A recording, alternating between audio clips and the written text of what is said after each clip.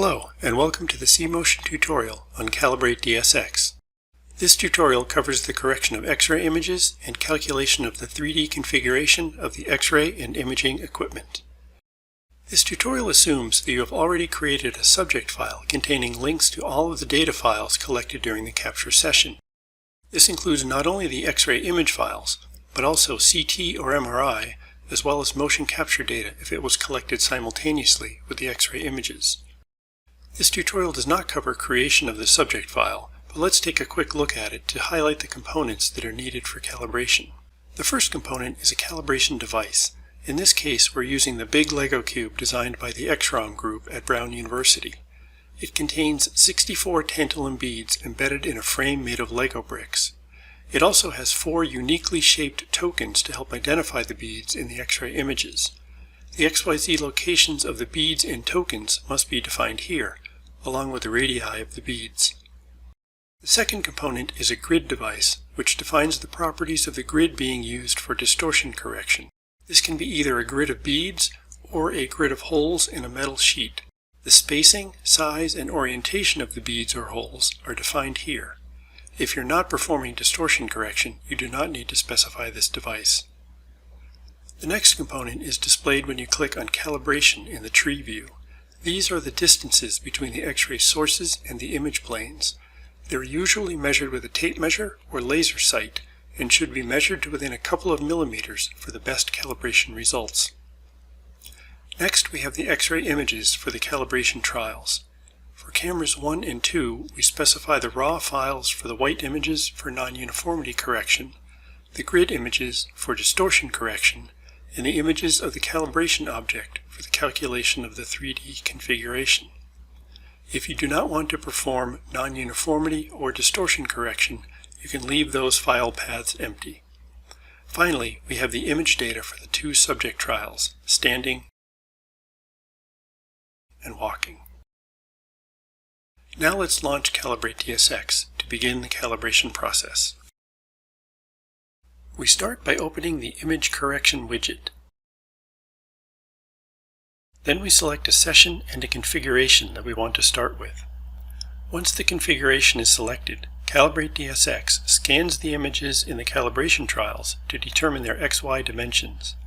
It is at this point, before any trials are selected for correction, that we need to specify the final dimensions of the corrected images. Determining the optimal resolution of the corrected images is beyond the scope of this tutorial, but it depends on several factors, including the bones being tracked and the resolution of the CT or MR images used to construct the 3D bone models. In any case, the final dimensions of the corrected images must be specified at the start of the correction process, because all of the images in both the calibration and motion trials must have the same dimensions. For this tutorial, we'll reduce the resolution by a factor of 2, so we'll enter 880 for both the X and Y dimensions. Now we can select the intensity trial. This dialog tells us that the trial has not yet been corrected. We're going to choose to correct it and save the resulting subject file to a new name. I like to keep a copy of the original subject file in case I want to go back later and repeat the calibration process. Correction of intensity images involves removing outlier frames, that is, frames whose average intensity is more than 2 standard deviations from the mean intensity of the entire trial, and then averaging the remaining frames into a single frame. I'll just add a 2 to the name and save it. The white images in this data set are not ideal, but they still provide some benefit in non-uniformity correction. Ideally, no pixels of the images should be saturated at maximum intensity, as many in these images are. The purpose of white images is to show local variations in intensity that occur not only around the edges of the viewing circle, but also in the interior. Gray image might be a better term, as we recommend that the average intensity across the image be about 75% of maximum. It is not a problem if portions of a white image are dimmer than portions of an image being corrected. For non-uniformity correction, the output image is the white image minus the input image, performed in log space, and the result is shifted uniformly to the high end of the intensity range. to make the corrected image as bright as possible. Our goal with the white images is to specify a threshold for each view that masks out the background. When non-uniformity correcting the other trials, pixels in this masked area will be set to 0. We start by checking the preview box for the intensity trial in the image correction widget. Then we can adjust the white threshold view 1 parameter to create the mask. Too low a value doesn't remove all of the background, and too high a value removes some of the viewing area. For this image, there's a wide range of values that work well. We can even leave the threshold at its default value of 0.3. For camera 2, we adjust the white threshold view 2 parameter. The default value of 0.3 works well here too. Now that we're done with the intensity trial, we can load the grid trial. We'll choose the option to correct the grid images and save the subject to the same file. Correction of grid images involves removing outliers and then non-uniformity correcting the remaining frames. Our goal with the grid images is to specify parameters that separate each grid hole from the background and from its neighbors. Checking the preview box in the grid trial section reveals this cyan red color coding. A cyan group of pixels means the group is the right size for being a valid grid point. Red means the pixel group is either too big or too small. There are threshold parameters for separating the grid holes and size parameters for specifying how big the holes should be. By zooming in with the mouse wheel, we see that the threshold is too low to distinguish the individual holes.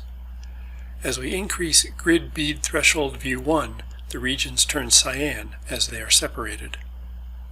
Doing the same for camera 2 with grid bead threshold view 2 gives us this.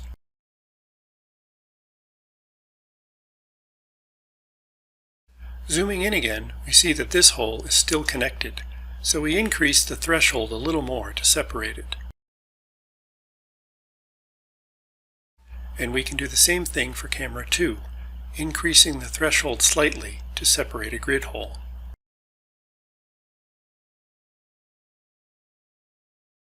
Now we need to decide how many of the partial grid holes at the edges we want to include in the distortion correction process. If the holes consist of only a few pixels, then they won't give an accurate representation of where the center of the hole is. We can adjust the size range of the valid grid holes to remove the partial ones, but if we go too far, then we start to lose some good ones.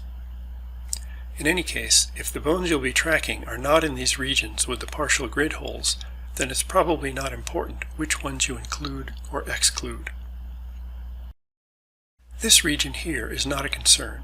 If a missing grid hole has at least 2 valid neighbors, then its position can be interpolated, so all 3 of these missing ones will be filled in when the displacement map is created from the grid of holes. A final note about the grid trial. The current version of the software processes only the first frame, so you don't have to check the threshold values on the other frames. We can now load the calibration trial, again choosing the option to correct the images and save the subject file. The calibration images are corrected by first applying non-uniformity correction, then distortion correction. Here are the corrected images. If we have any concerns about distortion correction working properly, we can examine what are called the grid check images. Every time CalibrateDSX distortion corrects a trial, it also distortion corrects the grid images themselves. You can view these by pressing the G key in either view and verify that the grid lines are all straight without any missing segments.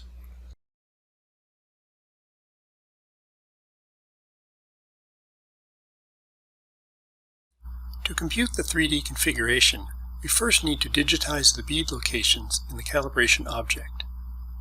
Opening the calibration widget, we see the 64 beads with the 4 tokens at the bottom of the list. Because it's nearly impossible to identify the beads themselves, we're going to manually identify only the 4 tokens. I select the pyramid token by clicking on its name. Then in the images, I can control-click on the pyramid in each view. After I've defined it in both views, the widget auto-advances to the next undefined token, the iframe. In this way, I can quickly define all 4 tokens. Now I can instruct CalibrateDSX to use these tokens to calculate the locations of all 64 beads and digitize them on the images. This is done with the Predict POI Locations command. The software calculates a crude 3D configuration from the tokens, then projects the 64 beads onto the images. The area around each projected point is searched for a circular region representing the bead, then its weighted center is marked as the bead location. Now that the beads have been identified, we can remove the tokens since they are less accurate than the beads for calibration. At this point, we could examine the bead locations carefully, trying to fill in those that are missing or misidentified. But an easier way to do this is just to go ahead and compute the 3D configuration and look at the residuals. We do this with the Compute 3D Configuration command in the Tools menu. Using whatever beads are identified in each view, a DLT algorithm computes the 3D configuration for the view. The residuals are shown in a table. For each bead, the total residual in millimeters squared is shown, as well as the X and Y components. Residuals that are more than 1 standard deviation above the mean are colored red. We can leave this dialog open as we use the values to address the high residuals. We could look carefully at the bad beads and try to fix them, but since we have so many good beads available, we could just remove the bad ones. So we'll remove 34 and 53 from view 1.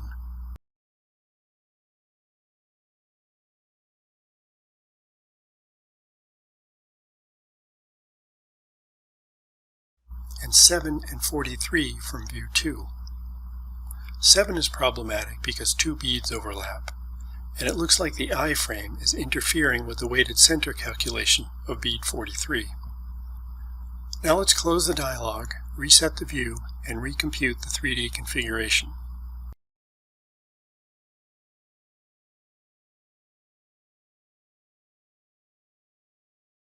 We still see some red numbers because there will almost always be residuals more than a standard deviation above the mean, but their values are reasonably low.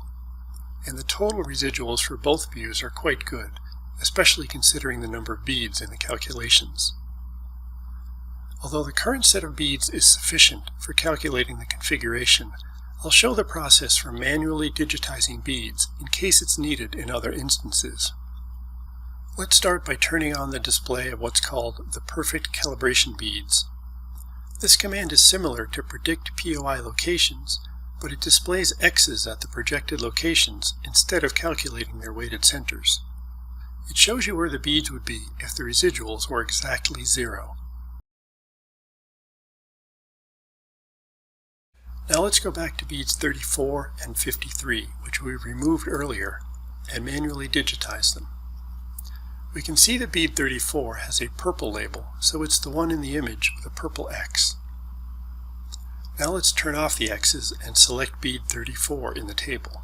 The cursor changes to a circle inside a square with a 34 next to it.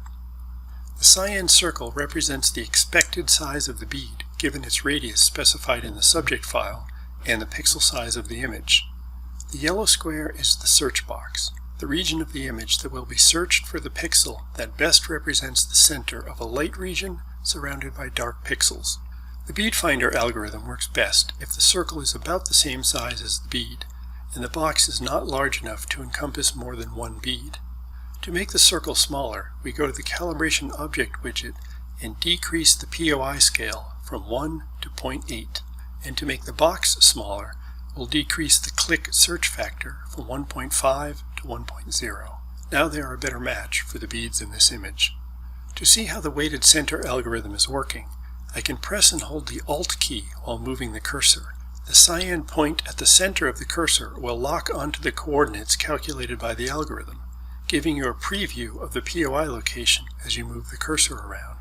Then I left-click to enter the point.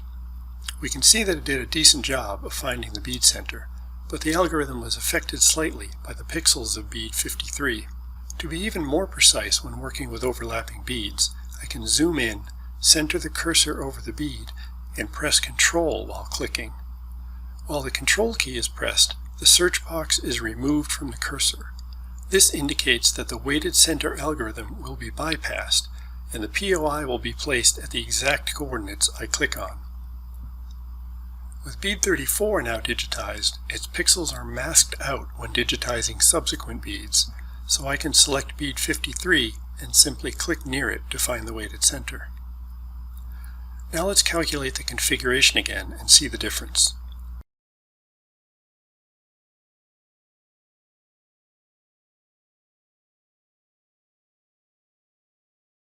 The total residual for view 1 is slightly higher, but still fairly good. For this tutorial, we'll just leave both beads in the calculations. The last step, which is optional, is to propagate the bead locations from frame 1 to the other 10 frames of the calibration trial. It's sometimes helpful to average the bead locations over several frames to minimize noise from slight variations in intensity. We do that with the Propagate POIs command, and it operates over the range of frames specified by the tracking slider. If you look closely, you can see some of the bead centers move by a pixel or so as I scroll through the frames.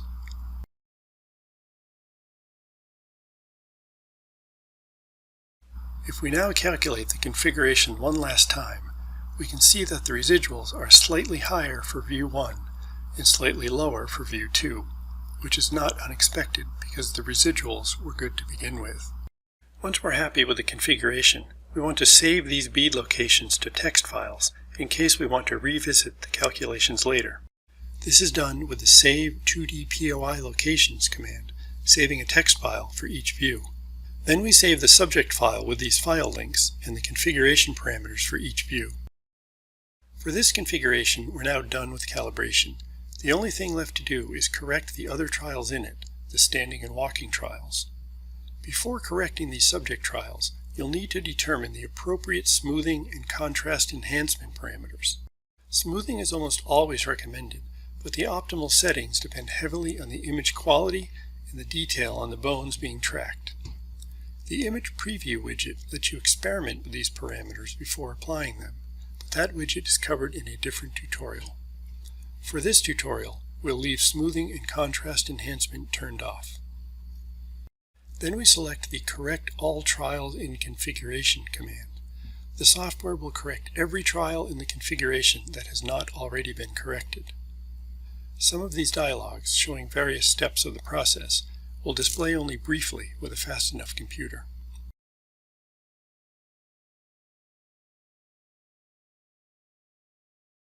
Once it's done, we can preview the standing trial, scrolling through the frames to make sure everything looks good. Then we do the same for the walking trial.